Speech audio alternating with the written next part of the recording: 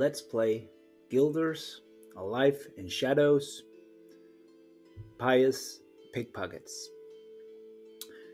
In this Let's Play, I'll be solo playing Guilders, A Life in Shadows. This is both a playtest of the solo system and a video showing how the game works. In this scenario, my guild is trying to steal as many valuables as they can from a temple in the city before they get swarmed by guards or angry temple guardians. A group of religious pilgrims have entered the city. A couple of paladins and a priest are visiting the temple to have the local priests bless their brought reliquaries. The reliquaries are extremely valuable, and there will never be a better time than now to grab them for your guild. This is the second game I'm playing with this guild, so let's just quickly go over them before we start playing the scenario. On this picture right here, on the far left, is a tinkerer, a character that can craft useful items for my guild. For this scenario, he's crafted some extra lockpicks that will come in really handy when we're trying to break the lock for the temple. That's pretty hard. To the right of him, the second miniature is a thief called the Offspring. She has the pickpocket skill. She's carrying some scissors for a better pickpocketing chance. She'll try to steal some valuables from the priests in the temple. Then is my guild master, Dark River. He's a hedge magician. He has some small cantrips. He can cancel sound, so that'll come in really handy if the thieves get noticed in the temple and the priest and the paladins start causing a lot of alarm. And then there is a scum called Lemmy. He's carrying a crowbar that can help break the lock for the temple if the lockpicks fail. My enforcer is a melee-oriented character from the fighting pits of the Undercity. For this scenario, she's now carrying a helmet that they looted in the first game, and she's used a whetstone on her weapons for some extra fight value. I expect her to get into combat in this game, fighting paladins in the temple if needed. She has no space left for carrying any loot. She's using all her item slots for combat gear in this scenario.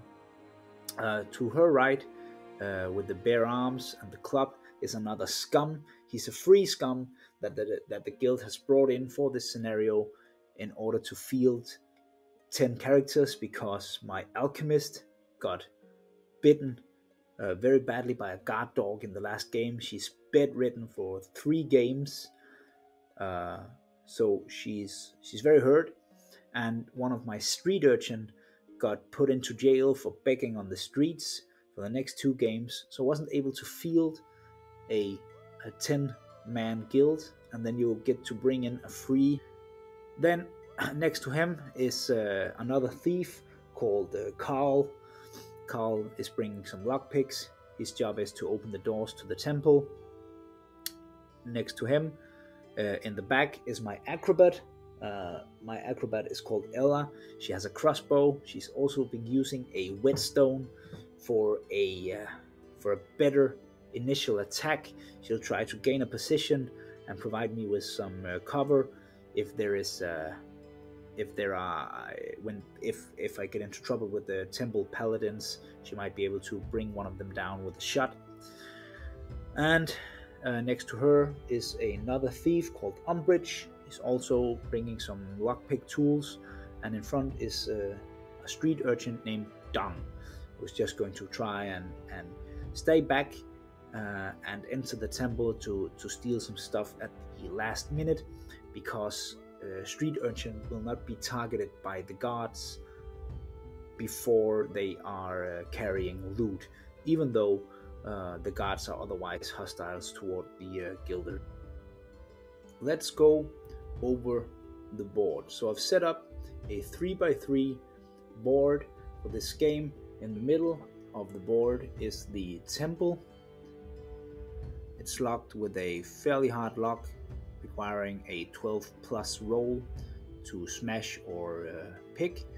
Inside the temple there are 2 sarcophagus with loot 3 items. Those are hidden, so my guilders have to enter the temple and then spot the loot before they can try and steal it.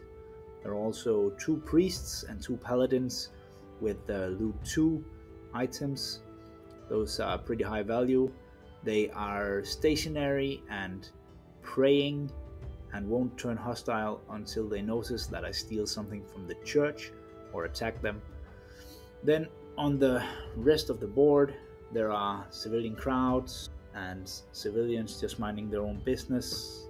There's some priests, a juggler, and a few town watch patrolling.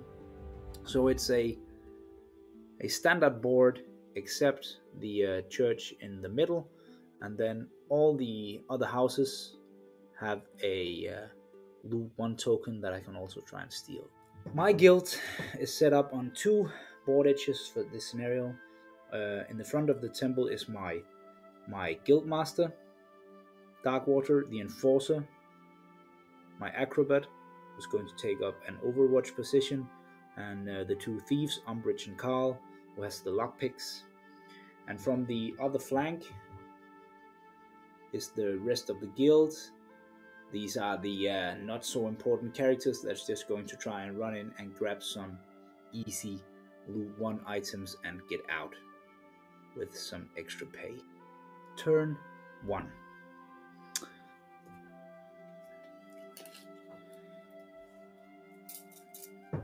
My acrobat will start by climbing onto the roof of this building right here. Next up, let's just send in a thief. Umbridge will enter the crowd with 1 movement and will measure his 2nd movement from the other side of the crowd, making it to the door of the temple. The guards will intervene on a 9. It's a 6. Let's go with Carl. He'll also enter the crowd and exit it on the other side, also making it to the door. Note that in guilders there is a lot of rules that actually makes it easier to do extra movement than in order to limit you. Like entering a crowd, for ease of measuring, you just measure to the crowd, and when exited from the other side. It just makes it easier and quicker, and you don't spend as much time saying, oh, can I make it, can I make it? Just make measurements easy. Guards intervene on 8+, a 6.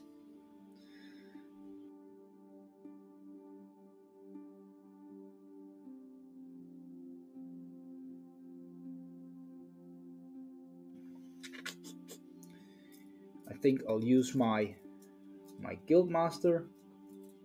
He moves up here.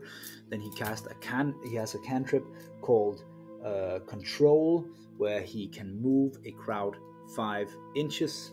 So he'll just move this crowd right here towards my characters down there. The guards will intervene on 7, 2, so not at this time. Next up, let's take this thief up here, using both her movement actions to simply move into the board and try to see if we can find some loot. Then the scum, the free scum, is moving into this crowd and out on the other side. See how the control crowd spell is helping me getting some extra movement on the guild right away. Lemmy moves into the crowd. Let's just bring him up to this door right here. He's carrying a crowbar so he can break into the room fairly easily. Let's not forget the guards. So next one is a 6+. They just move randomly across the board.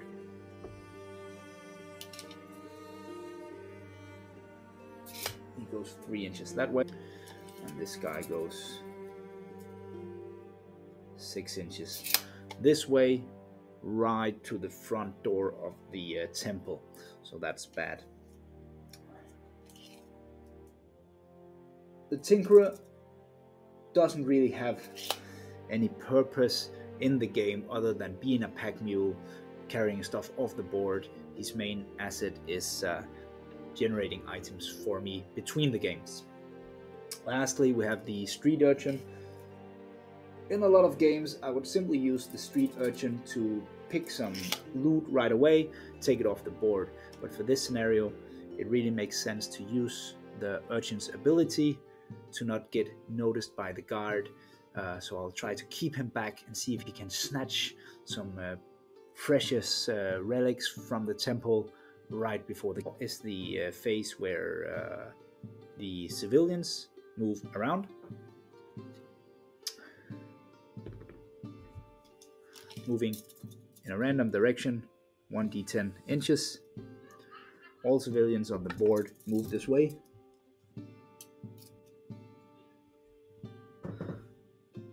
That's all the civilians moved around the board. Now it's time to bring in the guards. There always spawn some new guards each turn, and he will activate next turn. This is the start of turn 2. My gang is getting into position. I have 2 thieves ready to try and pick the locks on the temple. There is a guard who unfortunately moved an annoying way, so I can't cause any alarm. I can't break the door. He will react to that. My acrobat is in position to provide some overwatch if things turn out bad. Then I have my Tinkerer, Street Urchin, and Scum over here. They're kind of just moving in to see if any opportunities arise to do something good. And up here is the thief, the offspring with the pickpocket ability, looking for some way to make a few coins. So the first thing I'm going to do here in the second turn is to use my guild master.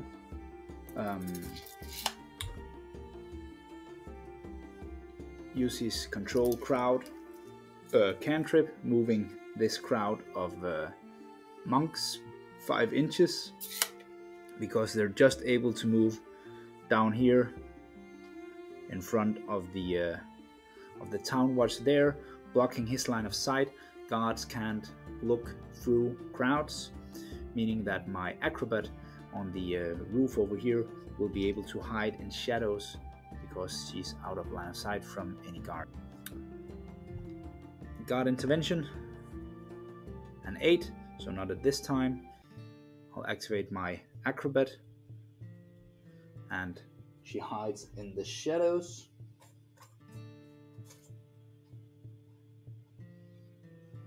All characters can hide in shadows in guilders as long as they're not within line of sight of an enemy character.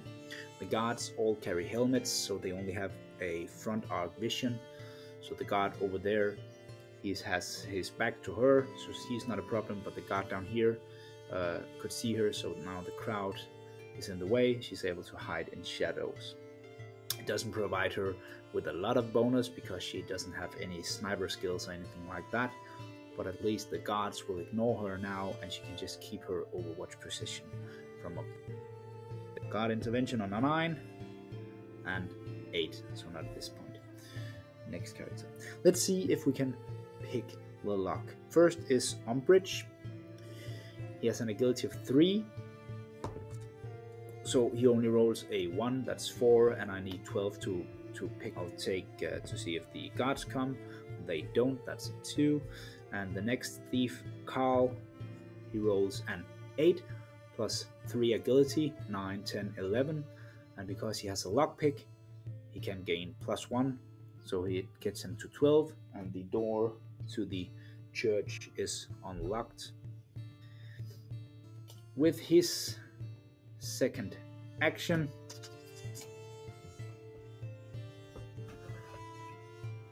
he'll move into the temple.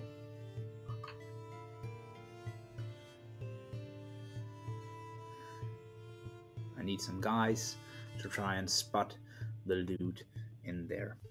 Guards intervene on a 10, 9, 8, 7. A 4, not at this.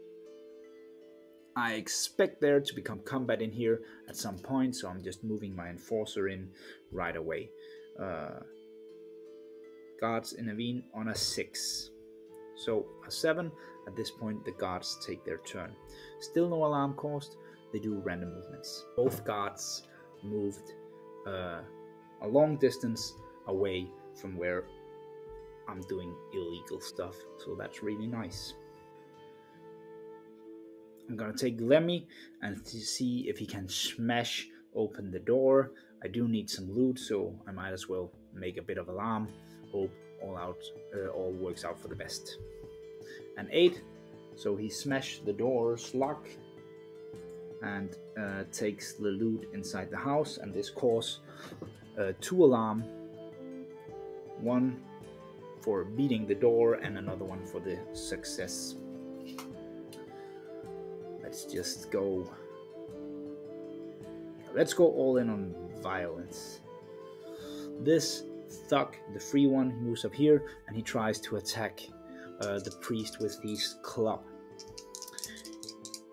If you attack civilians with a lethal weapon, the character will gain infamy, causing the guards to prioritize on them, and you have to pay the bailiff to remove those bounties.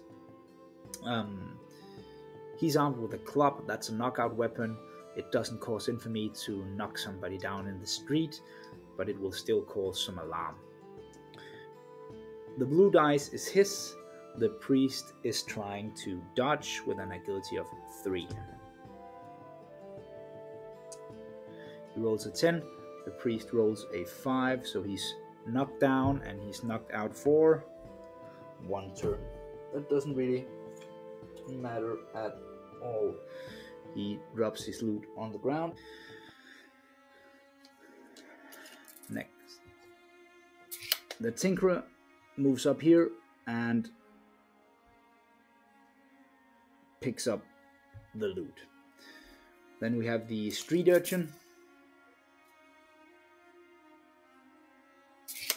The Street Urchin will move towards the temple, going in there and just seem completely innocent.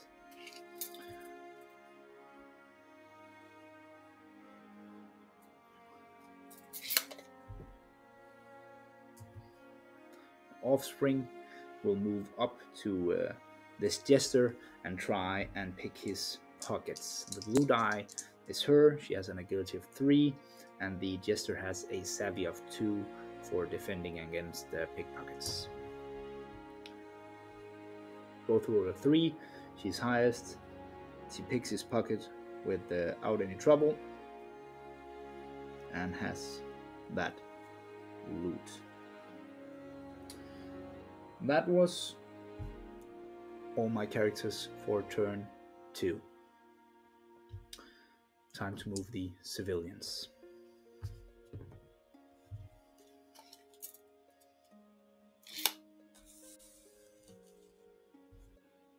That's all the civilians moved. Now it's time to summon more guards. The overall alarm is 2. So that's just a regular town watch entering from boardage number 2. He will enter the board next to the closest alarm, which is here. So he will enter the board on that end, right there in front of the alarm.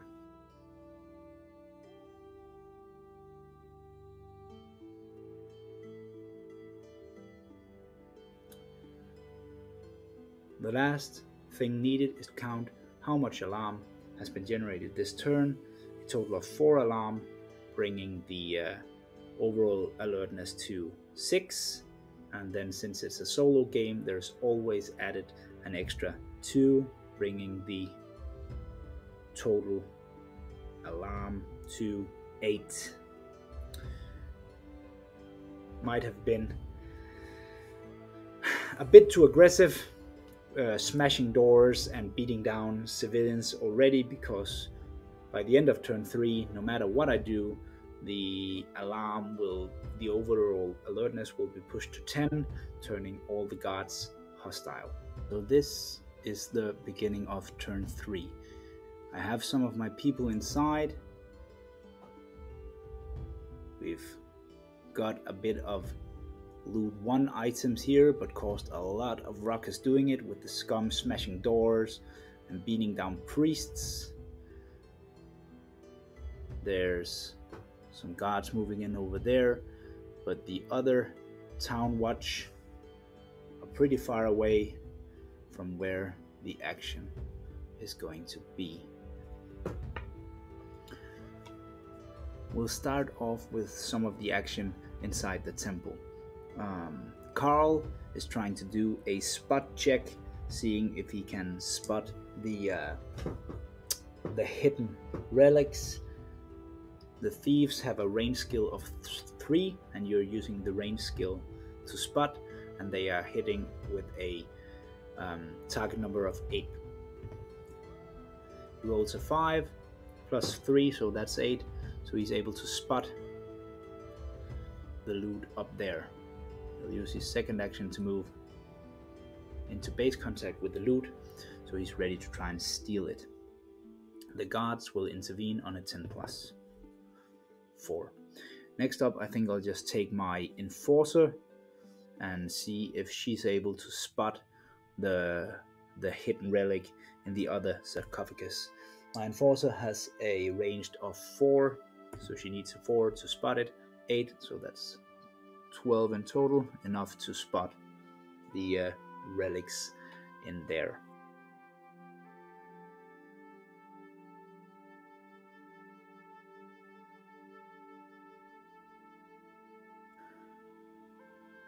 My thief just outside of the church. Let's see if the guards intervene first. Do a 9, that's a 5. Umbridge is not within line of sight of any guards, so he's able to hide in shadows. So he'll try and hide, and then he'll move into the church. So that's 2 inches and 3 inches.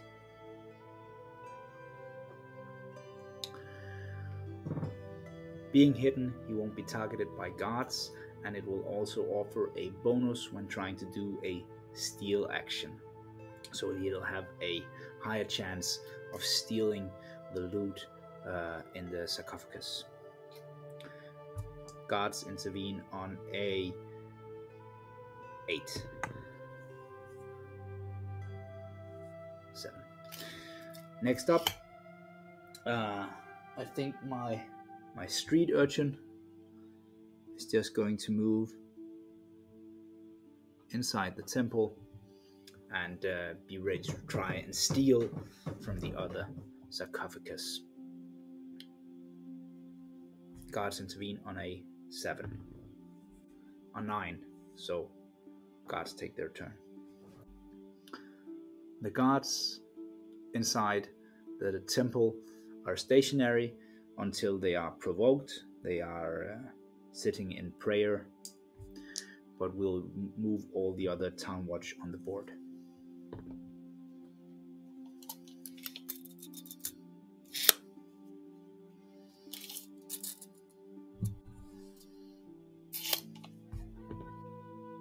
That's all the guards. They are generally been moving towards the temple, which is kind of bad for me since they're about to turn hostile. Let's move the remaining characters. The offspring will move around the building and enter this crowd right there. She's not able to steal from them, having used 2 actions for moving, but she'll just follow the crowd around, able to try and pickpocket them next turn.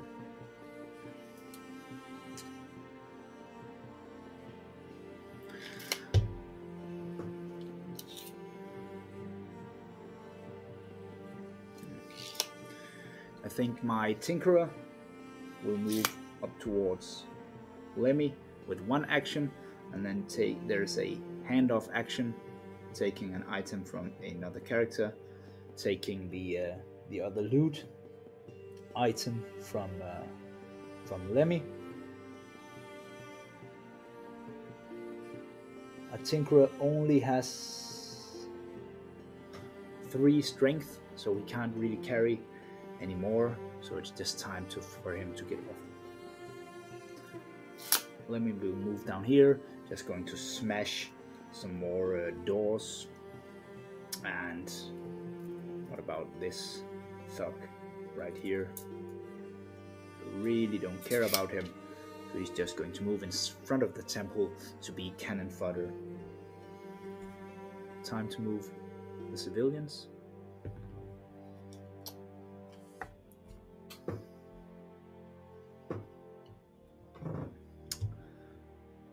That's all the crowds moved.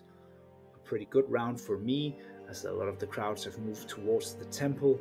That will provide me with some nice cover and get away when things turn bad in a second. Time to summon some guards.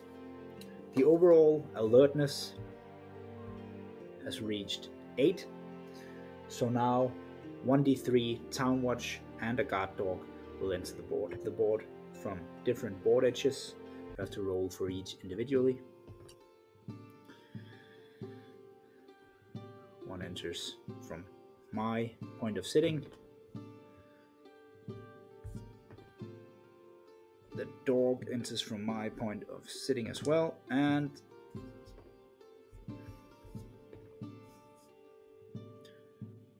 one, two, three, four. The last card is over there. So here are things at the start of turn 4. The overall alertness has reached 10 plus. So all the town watch in the city outside are now hostile towards any guildas that they see. The paladins inside the temple are not hostile yet. They're still praying because I haven't stolen anything and I have not been caught in doing anything illegal inside the temple. So hopefully I'll be able to loot something in there and get out without the paladins even noticing it. Other than that, I have a few guys carrying some loot and some scum ready to do some trouble, but it is around time to start thinking about exfiltrating the premises. So let's see if we can steal some relics from the temple without the paladins noticing it. We'll start with Umbridge. He's hidden, so that gives him a 2+ when trying to steal the relic. The Royal Guards have a savvy of 3, and Umbridge has an agility of 3, so they both get +3 to their roll, and he gets another +2 because he's hidden. So that's an equal. The paladins roll a 12 and Umbridge rolls a 12, so he gets the loot. There's no alarm caused, but the overall alertness is raised by 1 because they kind of know there's something fishy going on, and he is no longer hidden. With his second action, he'll exit the temple. No reason to stick around in there. Let's see. The guards intervene on a 10+. 3, so they get to move again. Never mind some trouble. Let's see if Umbridge is able to grab the loot in the other sarcophagus. He rolls a 6. The paladin rolls an 8, so the paladin is higher. Umbridge fails, and there is some alarm caused inside from the paladin yelling. And now the paladins activate and will become hostile towards my guys. The guards intervene on 9+. 5. Well, since there's trouble anyways, my enforcer is going to fight the paladin, because the paladins are going to be hostile when they activate just in a second. The enforcer is armed with a light melee weapon and a one-handed weapon that offers a dual weapon bonus, so she'll be able to roll a d10, all dice a d10, and a d6 as a bonus because she's carrying an offhand weapon. They don't combine, you use whatever dice roll highest, so if that d10 is low, you still have a chance to score a decent result with the d6. The paladin will roll the d10. He's a pretty good fighter. She does have a whetstone, so she has a bonus to her first roll, and the street urchin is also in base contact with the paladin, offering her some support, which is another bonus to her dice roll. Let's see. So for this example right here, it's perfect that she had the dual weapon combo. 3 is pretty low, so she'll be using the 5 instead. So she's rolling 5. Her fight stat is 5 as well, so that's 10, and then 11 for the one-use whetstone option. 11 and 12, 13 from the street urchin offering support. The paladin is rolling a 7, and the paladin is a roll guard giving +4, so they end up on 11. My enforcer has the highest assault and kills the paladin. And my enforcer now has some infamy. Infamy is gained whenever you attack a guard or a civilian with a deadly weapon, then you will gain infamy. Infamy will both cause, whenever an NPC guard has to choose between 2 targets that are equally viable, they go for the one with the highest infamy because they are wanted by the law. If the infamy becomes too high, some guards will start to attack them even when the game has just begun and the overall alertness is not high yet. They will still attack anybody because they are infamous in the city. And in the aftergame part of the play, when they do jobs, the higher infamy, there is a bigger chance of them getting noticed when doing a job in the city. On the other hand, if you have a high infamy and you're sent out into the city to protect the neighborhood and collect some protection money, you'll get a higher yield of gilded coins when you're infamous doing it, because people are scared of you. With her second action, she'll pick up this loot 2 token.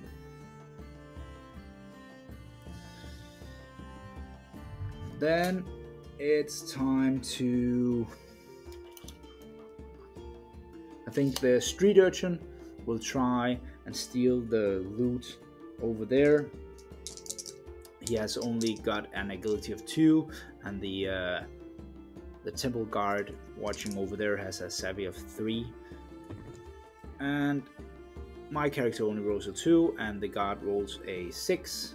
So the street urchin is pushed away and it causes even more alarm. So that's 2 attempts at stealing that relic, and it still hasn't worked. The Tinkerer will simply try to make it out, so he'll run down there. This guard will come after him in a bit, so it's about getting some distance. The guard will intervene on a 6.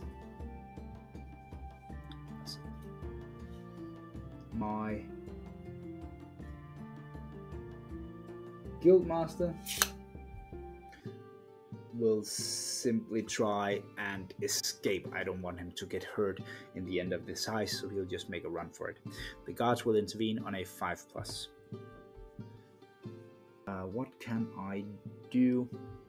I think this scum right here, that I don't really care for, is going to enter the church and stand there, and then he can take a hit on the head from the temple guard in a bit, leaving my enforcer an escape route. It's a hard way to earn your way into a guild. The guards will intervene on a 5+. 7. So now the guards move.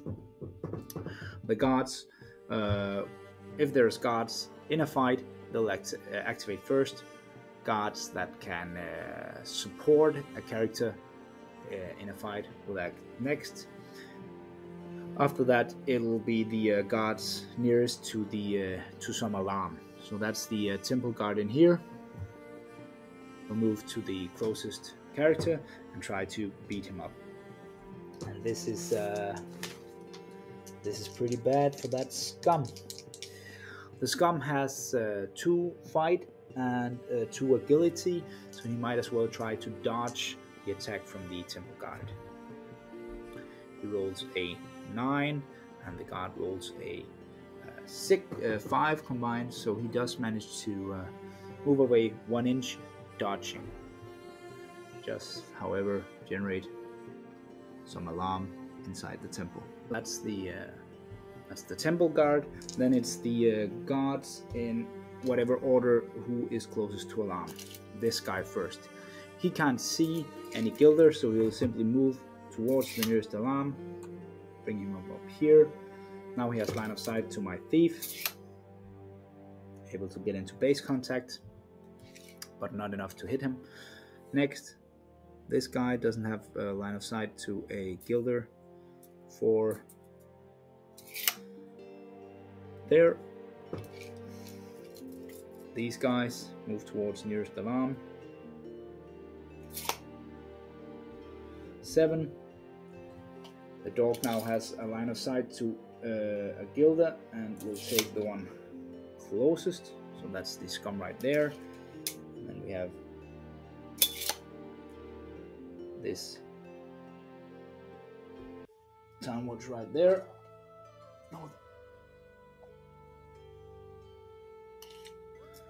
Moving up here, also enough to gain into base contact with the side of the guards. Town watch was able to catch up with my guys. That was not so nice. Time to move the civilians.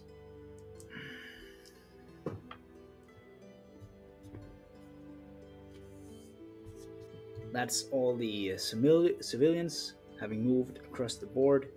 So it's time to summon more guards. The overall alertness is now on 11. So that summons 3 city guard. They're armed with lethal weapons, so it's bad to fight them. They have better armor and generally as good a stat as most of the guilders, so they are real trouble. Let's see where they enter. Bordage number 2 in front of the closest alarm, so that's over here. Next one is also on this bordage right here, and the last one 2, 3, and the closest alarm, so it's down there. That's the new guards summoned. Now it's time to count the active alarm on the board, remove it, and add it to the overall alertness. So that's 5 additional alarm, bringing it to 16, and then another 2 because I'm playing solo, bringing the overall alertness to 18. So here we are at the beginning of turn 5. My guys have managed to steal a good amount of loot from inside the temple. There's an angry paladin there trying to smash them up. Outside, a lot of town watch are swarming in.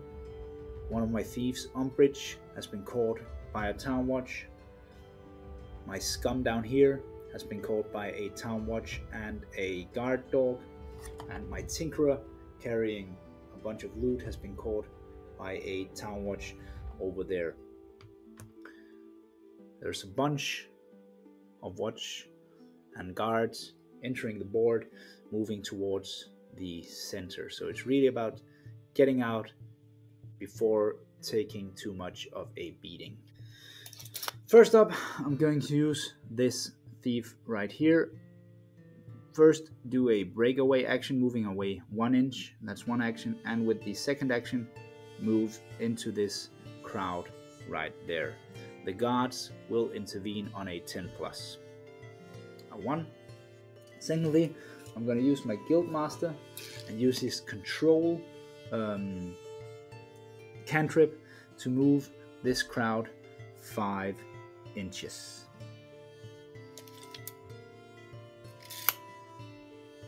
So I'll move the crowd down here, and since these guards are wearing helmets, giving them a 180 front arc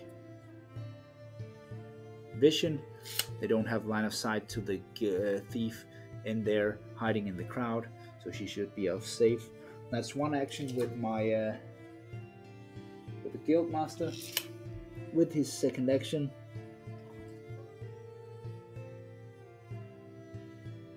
we'll move behind the town watch over there, so he's out of his line of sight. The guards will intervene on a 9+.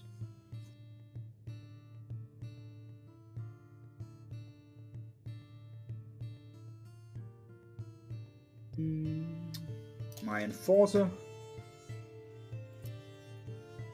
will exit the temple, carrying some fairly high value loot.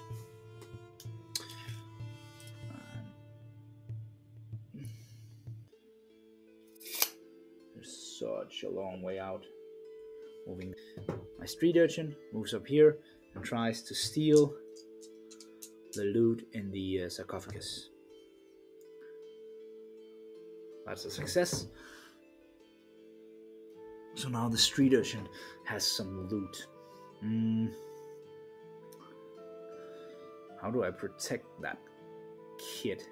Well, I think this thief right here is just going to move out the church and simply be bait for these city watchmen up there. The guards will intervene on a 10, 9, 8, 7, 6, 5. The scum, he's just going to keep standing in there, protecting the street urchin, so he's not going to do anything. Yeah, my tinkerer will make a breakaway action and move off the board with his bit of loot. So at least he's now off safe. The guards intervene on a 5+, a 10. So that's the guard. They'll activate whatever is closest to some alarm. There is none, then closest to the point of interest. So the paladin will activate first, going in there and try to whack my scum on the head.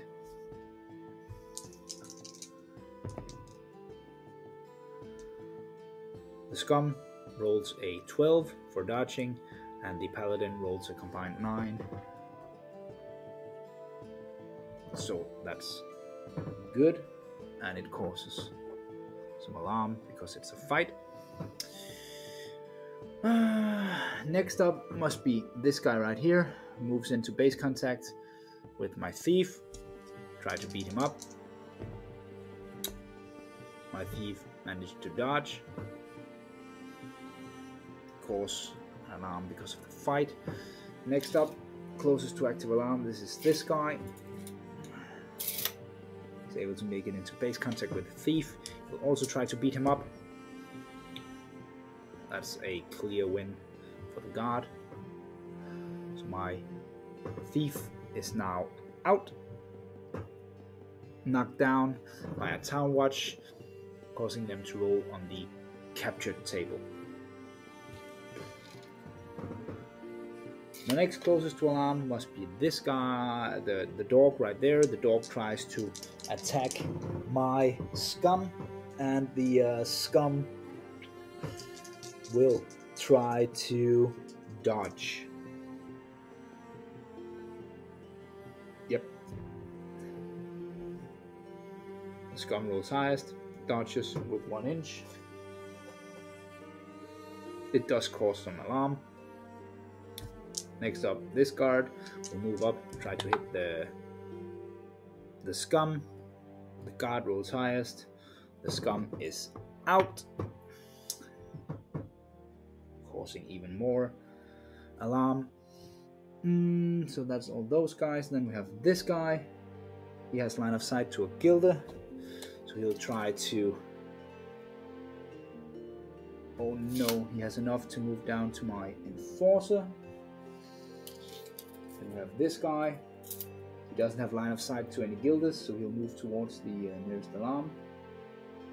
Then spot my enforcer, moving him up here.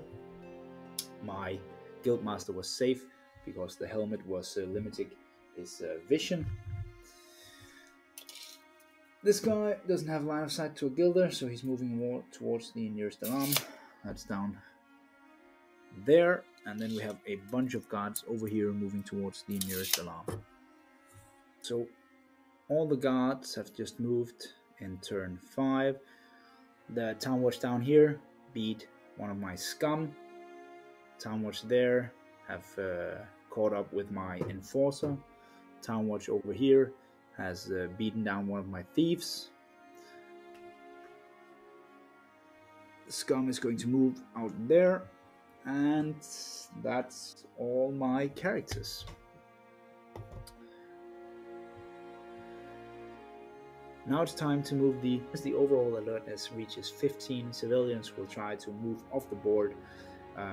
This will keep the amount of models lower because civilians will move off as more guards come in.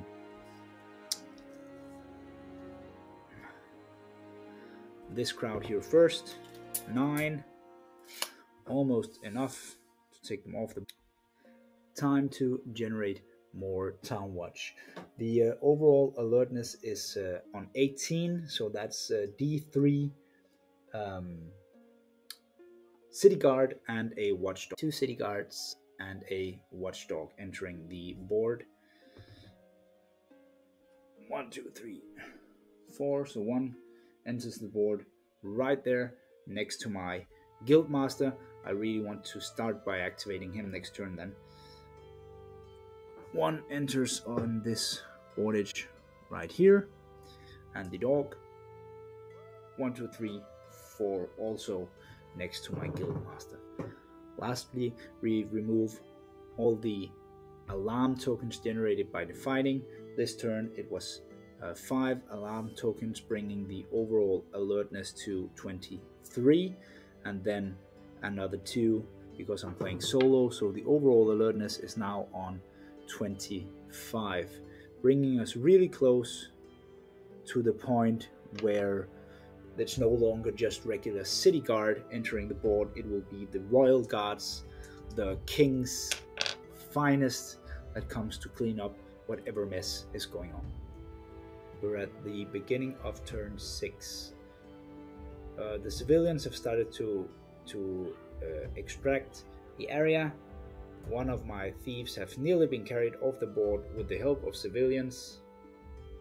My enforcer is having to make a run for it because she's pretty much surrounded by guards. My guildmaster is close to being off the board, but there's also guards and dogs close to him. I have a street urchin carrying some valuable loot inside the temple, and a scum trying to keep all the guards at this point. The game is really about prioritizing, and right now every single chance the guards have of intervening might be very, very deadly for some of my characters. So the first one, the safe one, is going to be the guildmaster. He doesn't have any loot whatsoever, but I don't want him hurt, so he's moving off the board and getting away safely. Let's see if the guards intervene. A 2, so I get another chance. Next up, I'm going to take my my enforcer. He's able to move 1 inch away with a breakaway action, and then take a movement action, getting closer to the board edge with 5. The guards intervene on a 9+. 3, so not yet. The street urchin is moving out of the temple with 1 movement action, and will give the loot to the scum with their second action. Guards will intervene on an 8+. And that was an 8. My plan was that the scum would then be able to run farther away than the street urchin, but now he's gonna get hammered.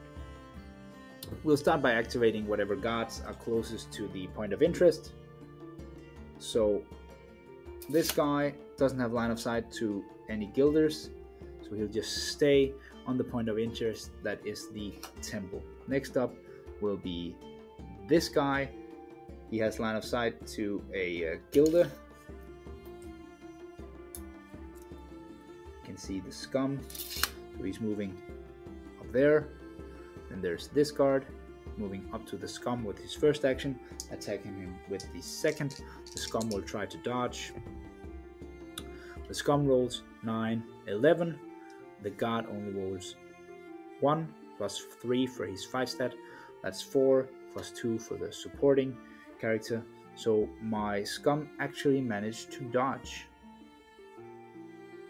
Does, however, cause some alarm, the fighting. Next up is this guy. Moves up to the scum. Let's fight and dodge again. And this time the town watch rolls higher, so the scum is knocked out. This guy is closest to alarm, is able to catch up with the enforcer. All these guys can't see any guilders, so they are simply moving towards the nearest alarm, which is at the church. That was all the guards. They've all moved towards the center of the board where there was just a fight, because that's all the trouble they can hear. I can now move the rest of my guilders that haven't activated. I'll activate the thief. Nearing the board edge, gets off. Then there is really only my acrobat left.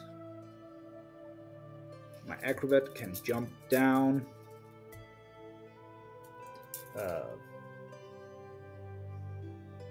5 inches.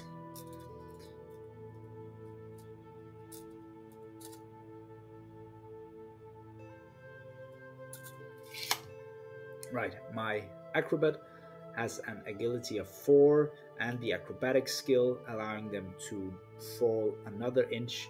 So she's able to jump down 5 inches.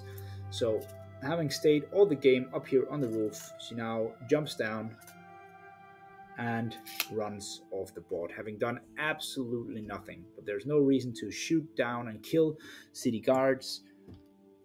Let's just get her out, get some experience, and don't pay for a Medicaid later. That was all my guys, and that's the end of turn 6.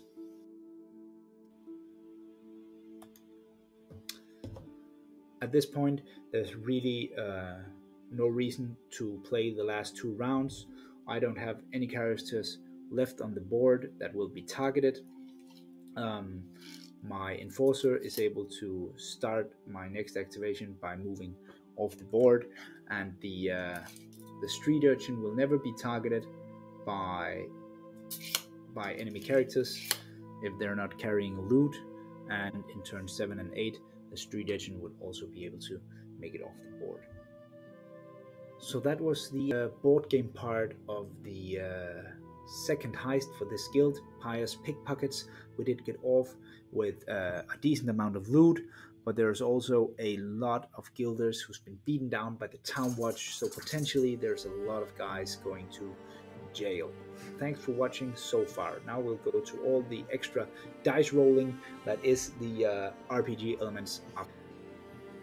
Right, this is the end game sequence of the guilders. First, you check if your guild gains or lose influence. I haven't come up with the mechanics for solo so far, but half my guys made it off the board and they made it away with a bunch of loot. So far, let's just give them a point of influence until we come up with some rules. In a PvP game, the rules for gaining or losing influence is tested and proven. Second is earning experience. So, in the scenario, you gain experience for taking part in the heist, moving off the board voluntarily, ending with loot, and being the guild master. In this scenario, there is some additional experience points to be gained from certain actions. Performing a successful pickpocket action on a priest or a paladin. Nobody did that. Spotting the hidden loot in the temple. I had guys doing that, and it was one of my thieves. Umbrage, spotting 1. And I think the other one was spotted by my enforcer. Extra experience points if a shadow priest exits the board with the loot. I don't have any.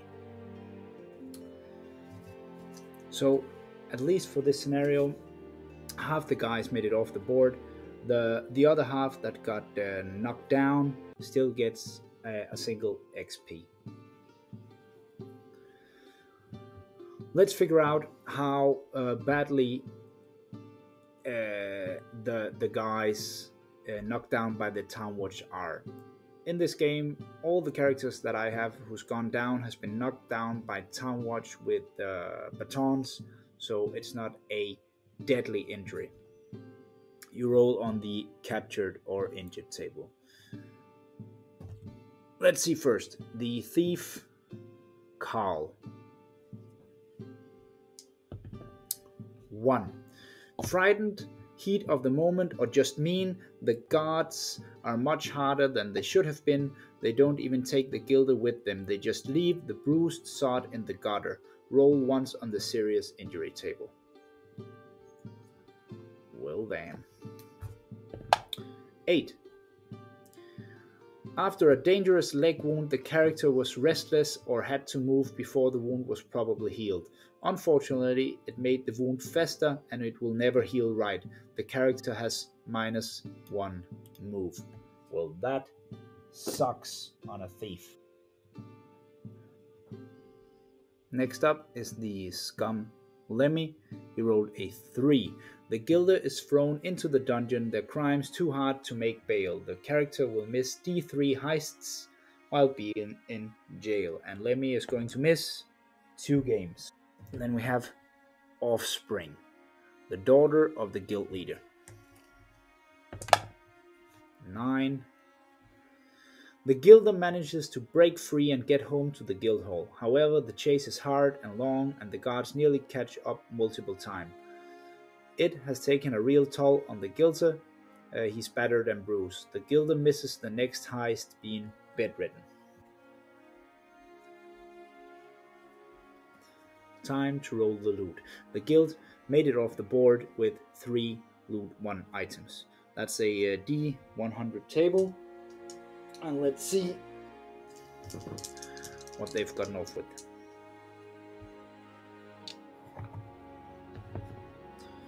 $89. A piece of decent equipment that might prove useful later on. A rope ladder. 77. 2 tin cups worth 2 D3.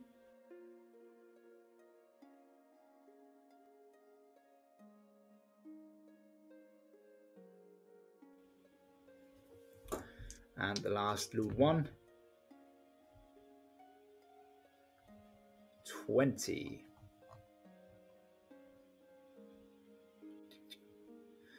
A drug dealer's stash. You get 1d3 mind shrooms. These are contraband. Time to roll the loot 2 token. 50. 2 doses of medicine. This might come in handy later. It's really handy.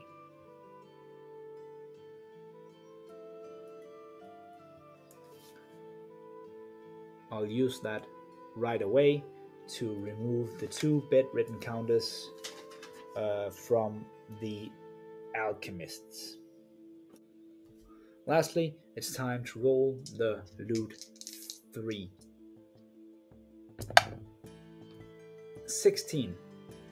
An opulent shield that is marked by the best smith to ever live in the city. This is a famous masterpiece. A lot of the items you roll on the loot table is contraband items, and contraband items can only be sold to the fence. That's a job. So you have to designate a character to go to the fence and sell all those items. I've also found an opulent helmet and an opulent shield, and these are super expensive items. They work just like a regular helmet or a regular shield. They're just flashy, so I can sell them for a lot of money, but I have to go to the fence. After each heist, you have to pay upkeep. There is no maximum number of guilders you can include in the guild. You can only field 10 guilders on the board during a heist, but you can have a lot more guilders hired. Some will be in sickbed, some will be in jail. They still need to get paid. So all guilders have an upkeep. As they gain levels, they will also become more expensive in their upkeep. My guild's upkeep right now is 26 guilder coins. So we'll just take that out of the bank. For this game right here, I've rolled up 4 guilder coins as part of the loot and a ton of different items. So I have to have some guys visit the market and sell some of all this stuff in order to have enough money to pay the upkeep. Next up is jobs. So guilders who took part in the heist can do a job.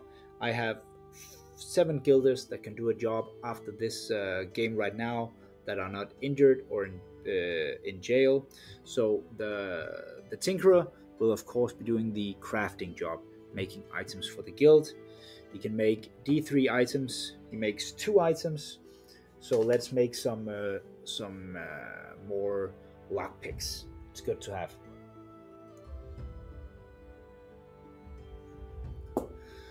Then we're going to send the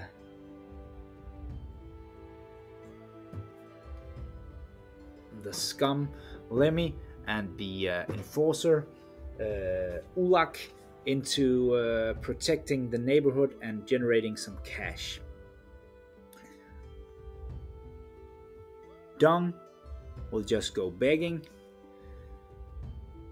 My acrobat will visit the bailiff to pay off some bounties that Ula got for killing that temple guard.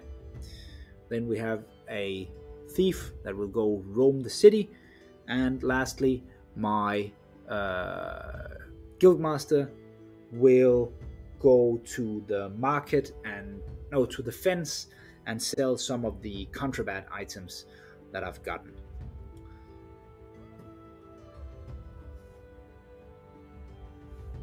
So I have two items that I want the guildmaster to sell at the fence. One is the opulent shield, that's 3d10, 18, 19 plus the normal selling price of a shield, that's 7, so 26 gilder coins for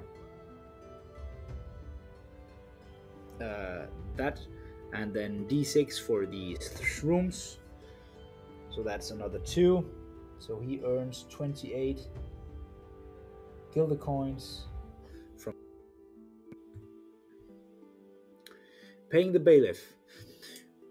If you have infamy on your character, you can visit the bailiff and pay 10 gilder coins per infamy you want to have removed. My acrobat will pay 10 gilder coins to remove the infamy from my enforcer. Then we're going to protect the neighborhood, and since this guild has 2 influence, they can send 2 guilders to protect the neighborhood. We're selling the scum and the enforcer. They roll a d10 each. They don't have any infamy. That's just been paid off. So let's see how much they generate. 9 gilder coins in protection money.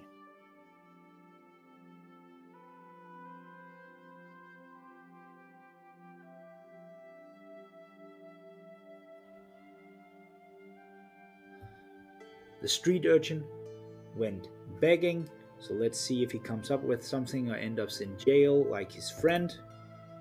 4, so he earns 1 gilder coin from begging. Lastly, we have one guy left, the thief, Umbridge. He's going to roam the city and see if he can find some kind of trouble in there. 17.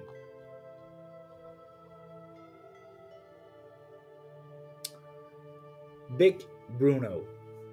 Mr. Handfist, the butcher, is proud of his giant hog, Big Bruno. Had him for years. The hog has a temper, it is known. It is, if not fed on time, the entire borough can hear him. Bruno is loose! Run, run! The cries from Mr. Handfist echo down the narrow street, mixed with the sound of stuff crashing and breaking. I can choose to run, I can try and dodge and steal, and if he had the skill Taunt, he could choose an entry called Oink Oink over here. So I'll try dodge and steal. An unattended butcher shop is too good to pass up. The gilder moves against the fleeing civilians. Bruno is stampeding down the street and getting closer. It is a matter of perfect timing. Roll a d10 plus agility versus target number 9. 7, 8, 9, 10. So that's a success. At the last second, the gilder steps to the side, Bruno crashing through a crate and Mr. Hamfist running after. The butcher store is open and there is no one around. Steal salted pork enough to feed the guild. Ignore D6 upkeep payments. Let's see. So he gains 2 meals worth of salted meat. Thanks for watching this Let's Play Guilders A Life in Shadows video. Please consider dropping some likes on some of the social media. Help the game gain some reach. Make sure to check out the playlists for other Guilder related stuff. And most of all, give the rules a read, offer some feedback. It's really appreciated and will help make Guilders the best game it can possibly be. Until next time, have a nice day.